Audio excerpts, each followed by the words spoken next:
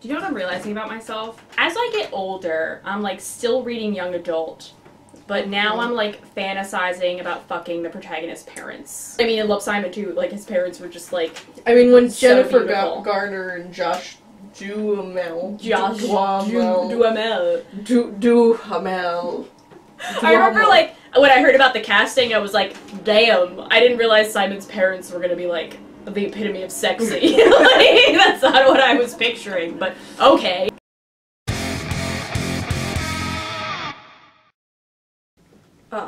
Do I look like super casual right now? You look like good casual.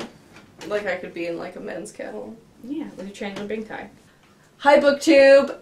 I'm Sarah. And I'm Rebecca. And today, we love Simon. We do! Well, do we love Simon? Who knows? We obviously love Simon. Spoiler alert! We love Simon. When we do movie reviews, we only do really book-to-movie reviews. And we like to go in with one person having read the source material and one person having not read the source material. Yes. And I'm one of the few people left in the BookTube community who has not read it yet. So, we have yet to talk about it. We've been holding it all in. You have no idea how hard this is. We like to, like, keep our conversation real and, like, fresh. So we even, like, when we first get out of the theater, you know how you like to talk about movies? We fucking don't. We just sit there at each other in silence and we're like, we have so much to say to each other, but we fucking can't. We do joke to each other during the movie. Sometimes we'll, like, little whispers. Yeah. We're, like, not super obnoxious, but maybe just the tiniest bit obnoxious to people very close to us. Yes. I think part of it is because we bring wine to the theater. So whenever we do a split screen, the person who hasn't read it first, your initial impressions of Love, Simon. My initial impressions, overall, a little bit of high school drama, but I didn't fucking care. Because it was a beautiful love story. And it had a little like, mystery as well. I don't really see a lot of Bram in the book. Simon has very fleeting moments with Bram, I would say. You really get to know Bram through the emails in the book. Yeah, for sure. Are there, like, more of the emails in the book? Yeah, that was something that's hard to get across in a movie. Yeah. They did a great job of it.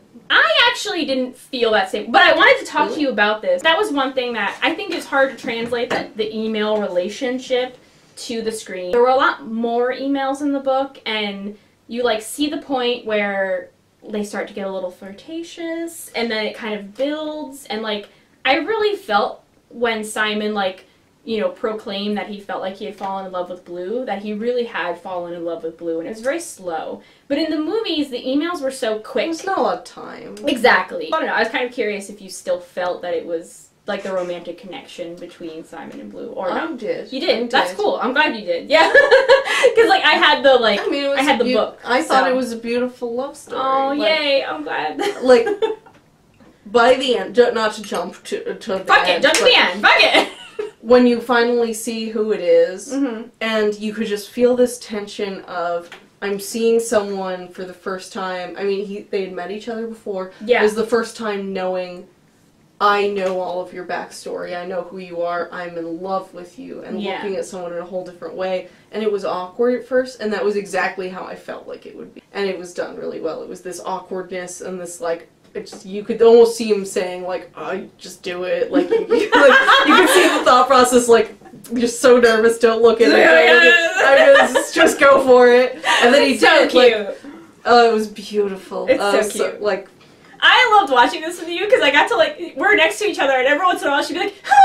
It was, like, amazing. Like, I loved, like, seeing your reaction. This moment after the Ferris wheel scene when they get together, when he's, like, gets in his car to go pick up all of his friends, and the moment when the coffee place hands them 5 coffees instead of 4, I was like, ah! I remember specifically, you were like, like a fucking extra coffee cup, you were done. It was all it took. It was the cutest shit. And, like, I mean, like, that was surprising, and, like, cute for me, too, because, like, that specific thing isn't in the book. Like, it doesn't... So it was like, oh, Bram's coming. Like, it was adorable, for sure. As a lover of the book, and I read it multiple times, and Simon versus a Homo-Sapiens Agenda is, like, my happy book. Like, if a book hurts my feelings, I pick up Simon, and I'll, like, start rereading, like little passages, and I'll reread emails, and like That's so great. And it's just like it's just a good place to go where it's like it's comforting and cute. So as a lover of the book, I fucking did love the movie for sure. It was light overall, and I appreciated Which the book that. is, yeah. I appreciated that because honestly, and you know, I've watched enough television, movies, read books with gay and lesbian characters and bisexual characters and all that sort of thing. So much of it is done with this intense sense of drama. Yes. And it's done with this, like, it's done in a heartbreaking way to make you understand how hard it is. Yeah. Or it's done in like a, oh, there's all this bullying or harassment or violence that goes on, or, oh, it's so hard, I'm repressing myself. And all those things are really true, but feeling that, being, you know, trying to come to terms with the first time you've had a crush on someone of the same sex, anything like that, it is so unbelievably helpful and comforting to just be like, oh, this is just a positive story. This is just like, it's just a love story. Yeah. But it's one that I can relate to. Yeah. One of the things that, like, hurt the most, that I didn't even, like, I didn't think about it from a certain point of view until Simon said, he was like, you took that from me. And it was this coming out moment, and he was like, I'm supposed to do this on my terms, and this is like a special thing for me. It's really that's important for your life, and you just took that from me. And I just wanted to barf. As soon as that happened, I was like, no, why? So I really disliked Martin in the beginning. Yes. And then there were moments where I was like, oh, maybe he could be like an okay guy. I don't know where this is going. Maybe he likes something. I thought I was gonna sneeze. Okay. I'm fine. It's gone. Anyway. I was like, I don't know where Martin is going with this. He's starting from a place of blackmail with really gross intentions. Yes. Yeah. But, like, he started to kind of loosen up as a character, and I was like, maybe he's learning. And I still didn't like him, but I was like, maybe. You're someone's type. Like, is what you were thinking. Yeah. Yes. But then the whole, like, when he revealed who Simon was and he released the emails, that was like, that was it. There was like, Martin's done. Yeah. There never ever will I talk to you again. This is you're dead to me. Yeah. You were just Yeah. a despicable person in every way, and you have no idea the ramifications of what you've just done. I just wanted to stab him. Oh, definitely. In the face. Yeah. So Martin's very... In, like, the eye? His stupid Personally, eyes. that was where you were thinking, yeah. Yeah. I was thinking the throat, Oh. you know? I like the throat. You know, you get him from behind at the throat, and I'll go for both eyes. the eyes. We're great. We're deadly. So Martin is very different in the books. He's a lot more animated in the movie. I felt like Martin definitely worked for the movie, and I understand why they changed his character a little bit. In the book as well, Simon never did forgive him, which I did like, because I just don't feel like he deserved Simon's So did he do forgiveness. the same things? He blackmailed him and eventually released? Yes. Well, no. What he does is he does out Simon on Creek Secrets, which is like a Tumblr blog for the school. Martin does out Simon. He doesn't post the emails. So he never outs Blue. So some of the drama that happens with Simon and Blue doesn't happen. It's different in the book. So Blue never deletes his email in the book or anything like that. Which was the most fucking heart-wrenching scene in the movie. Oh my god! Like this account has been deleted. And he just like started crying like on his desk, and I was like, that was the saddest thing I'd ever seen in my life. And because he doesn't know who it is. I know. I was like, there's devastated. no way to get to him. Oh like, my god! This is so entirely sad. like you could never find him again unless he wants to be found, and he so has made sad. a move not to be found and told you that he's not ready.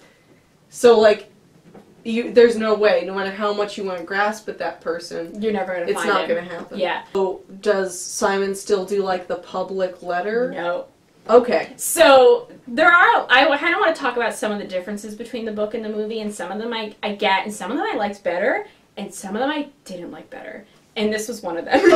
Eventually, he does just email him, and he's like, "I'm gonna be at this carnival after the play, and I'd like you to approach me." And he wears the shirt that Bram gave him, and it's so very cute. In the book, it's a very private moment between them when Blue reveals himself to Simon. Whereas in the movie, Simon posts a very public blog.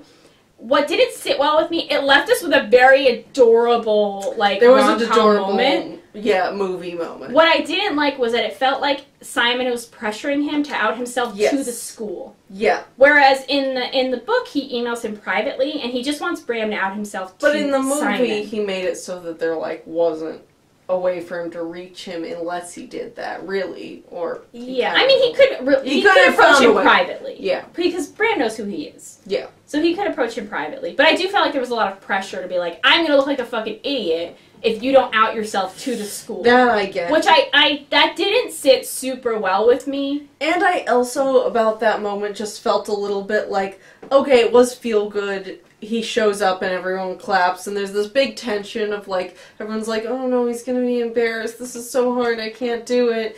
And then everyone claps and cheers, and it felt a little like, it felt cheap.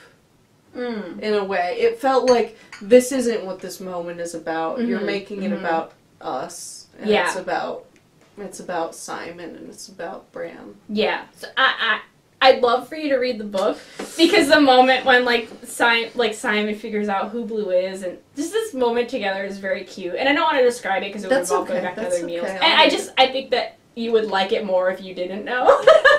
But it is more private, and it's very sweet. When we were watching that scene, I did, lean into you, and I was like, this is like that scene in Never Been Kissed. Do you remember? I know. It really was. So, if anyone doesn't happen to know, because Never Been Kissed came out in, 2004? When did Never Been Kissed come out? Something like that. It's a rom-com with Drew Barrymore. Oh, you think they don't know? I don't know, maybe. Oh, no. We're kind of old. Oh, no. In that movie, towards the end, she, she writes a journal, a newspaper, whatever. And she's like, I fell in love with a guy. Yeah, she's a journalist. I fell in love with someone, and he ended up getting hurt. She's like, at the big baseball game, I'm going to stand on the pitcher's field with 5 minutes on the clock and wait for him to come to me. And it's a very similar moment where Simon's waiting on the Ferris wheel, and everyone's, watching him, and, they were watching Drew Barrymore, and, he doesn't come, but then he does. And it was very a Never Been Kissed moment. It was a Never Been Kissed moment, and what I loved was that we got a cheesy, cliched rom-com moment in a fucking gay movie. That's true. I was so It pumped. was a Never Been Gay Kissed moment. It was a Never Been Gay Kissed moment. And that was really special. I know. I was like, I love just feel-good romantic comedies. Yes. I fucking love them. I have to say, if above all else, beyond anything else about this movie, it was a fantastic fucking romance movie. And I do love romances, and I do find a lot of them cheesy, and I do not fawn over most of them. Yeah. This was one of the best romances I've ever seen, regardless of gender of any party. I'm glad you liked it. It was just so good. It's so good. It's just, and I think we talked about recently that not a lot of, good cheesy rom-coms are getting made anymore. And, in the 90s honestly, was, the hype. A lot of people aren't quite getting romance right. Only a little while back saw the remake of Cinderella. I was watching it and I was just thinking, this is beautiful. It's, really well executed. They didn't get the romance right. Interesting. And if you take that away from that story, there's just not a lot to it. And to talk about Drew Barrymore again, the queen of the rom-com, Ever After is the best Cinderella story ever told. I fucking love that movie so much. And it's Cinderella. It's so good. It's just the best Cinderella. If you've never seen Ever After, you need to pause this fucking video and watch it right now. It's the best version of Cinderella. So good. It's so good. I was thinking about Ever After when I was watching Cinderella, because I was like, they don't understand what's good about this. It's not that it's a live-action version of this movie that everyone loves, because Cinderella, no one gives a shit about Cinderella. Not really. It's not like Aladdin. It's not. No one grew up with it. It's not the right era.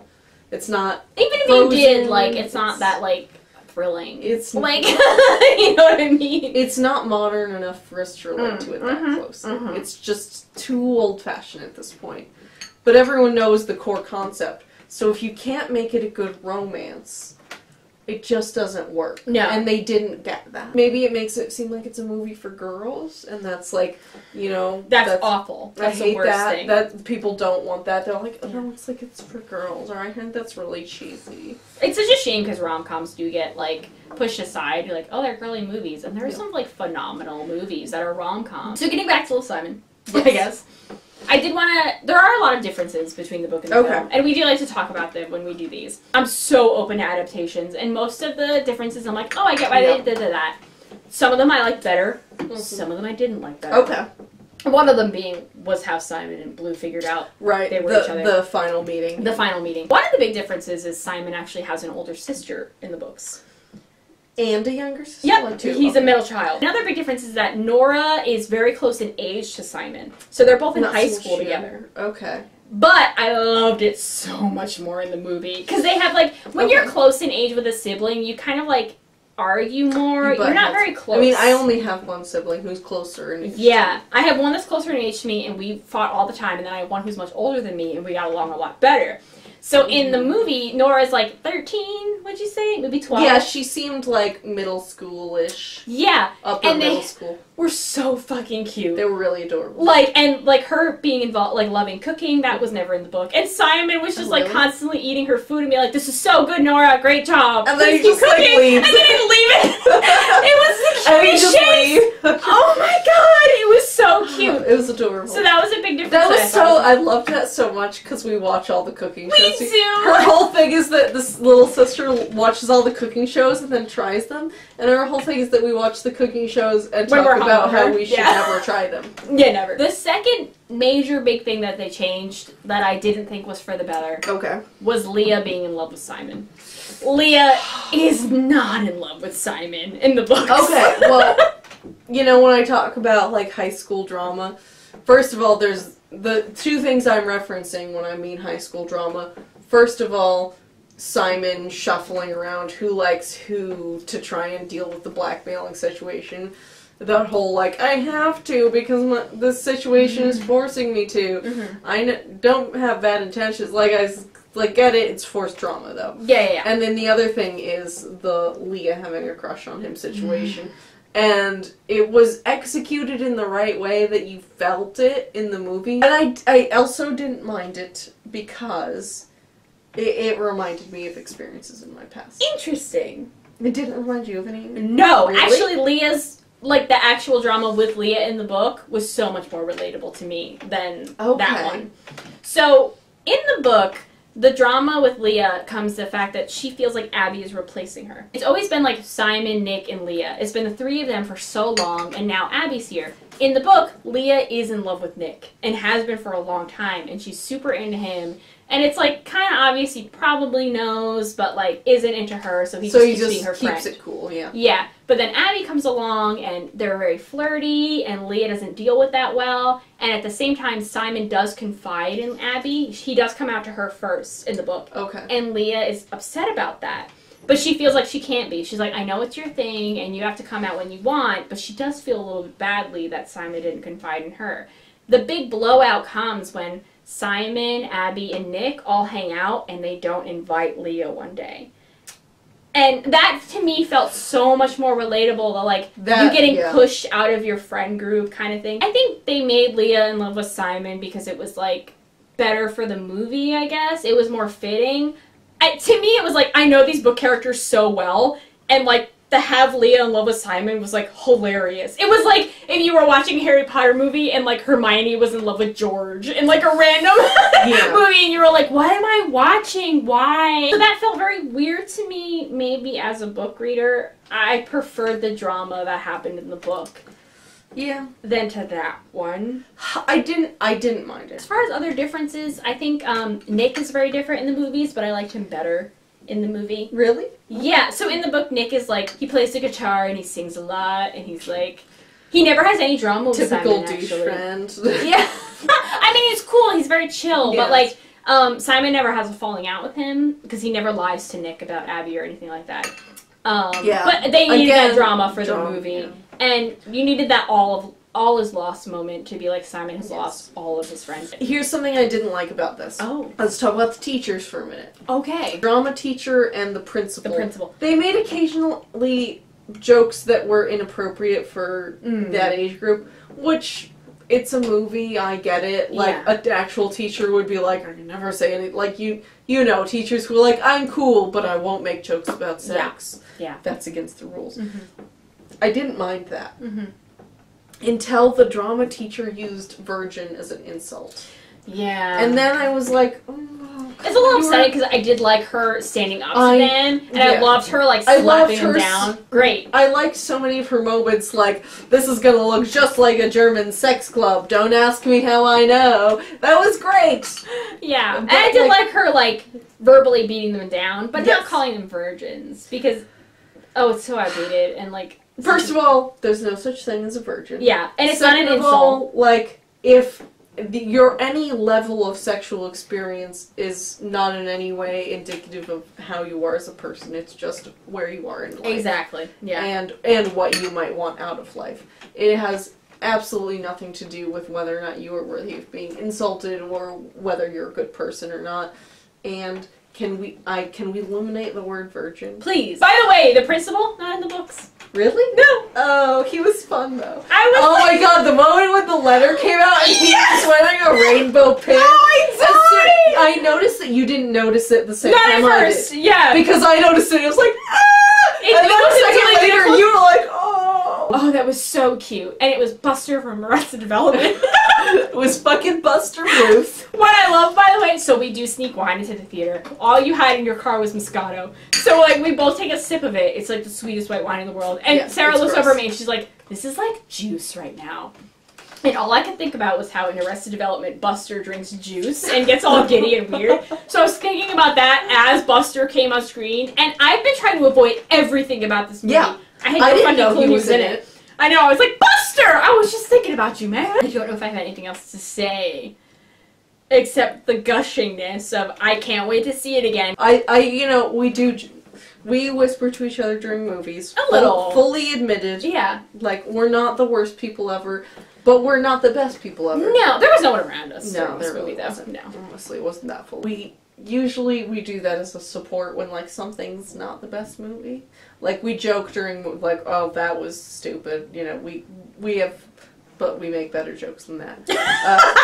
That's the peak of our stupid. Jokes. That was stupid. We're hilarious. That was stupid, too. Yeah. But it was more just, like, the mutual moments of, like, us realizing and our reactions and us reacting to each other's reactions. Yeah. And then us just sharing wine. That's most of it. Yeah. I would say final thoughts. Please see this movie. If you want to see the movie and you loved it, read the book afterwards. If you've read the book and you loved it, see the movie. I don't care which fucking order you do it in. It doesn't. They're both so good. It doesn't matter, honestly. No, there are going to be differences. Go for whatever you're comfortable. If you want a fun, quick, amazing read, I assume. It's like getting the characters you love in a little bit of a different light. Yes. You know what I mean? And that's how I took the movie. I was like, okay, this is different, but I fucking love it in a different way. I'd like to see more lesbians. I want to see lesbians! So here's the thing. Gay men, I think, will be represented first. Because people can somehow understand it better. And I'm not saying that they do understand it. There's a whole shit ton of people who don't understand it. Is it because sexually there's still an understanding of how sexually they work, and women sexually together is completely a mystery to so many people. If you're not there, if you don't fully understand it or see it, then people are like, that just doesn't work. It doesn't make any sense. It's a mystery. Here's what I think. They must scissor. All they could possibly do is rub their vaginas. That's what feels good when you rub your vagina against another. Scissoring feels like such a concept of people who don't understand lesbians. Or just like how the female anatomy works. I'm gonna say, if I rub my vagina against another vagina, sorry, that was hilarious. Do you need more wine or do you need a napkin? What do you need? I need aid. Oh my god, it's all over the floor. I'm so sorry. The floor's not gonna stain. Let's just finish this. Let me just... Okay. Get more wine. No, I should not get more wine. That was like a disaster. So anyway, I'm drenched in wine and I would like to change. So in conclusion, Love Simon's phenomenal. Just go see it. Please go read it. Go read whatever. it. Anything. Take your friends. Take your lovers. Take everybody. Everyone. Take your parents. I would. Yeah. Why not? Yeah. I wouldn't take my dad. He'd be awful. Will you come see it with my dad? Yeah. I'll see it a million times. We were driving by the theater and I made a joke like, let's see Love Simon again. I was serious. I was close. What time is it? Let's go see it now. Except shit-faced Mark's gonna have to drive it, but he's also drunk. Yeah. Everyone's drunk in this house. Maybe Ripley can drive. Your dog. I'm wet. In a sexy way. Anyway. Oh my god, I'm so drunk. Why don't we get drunk? What's going on? Thanks, BookTube. Go see Love Simon. Go read it. Simon. We love Simon. Good night, BookTube. Good night.